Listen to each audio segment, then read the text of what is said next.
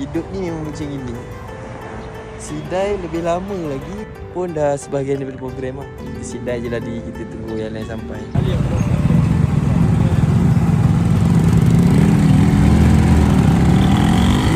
Time ni dia ajak borak nak beli motor apa? Kau rasa? Sudah sampai. Ini peserta kita yang terakhir, tak terakhir sangat. Ada lagi yang terakhir tu on the way. Semalam tu nak naik double dia tak bagi. Belum ada sejarah lagi Don naik berdua. Apa benda kau punya permainan? Bawa sendiri motor masing-masing. Lepas tu main tipu kau tahu tak? Dah janji hari ni semua bawa kapcai, dia bawa motor besar. Kan dari jauh, cepat sikit. Paling lambat jawapan dia. Gerak tadi 10 orang. Sampai masjid tinggal 4 orang je. Mana yang lain Zik? Sebut masjid je hilang. Panas ke? Ada lagi yang budak sempang renggam. Setengah jam je dia ada tadi. Lepas tu hilang.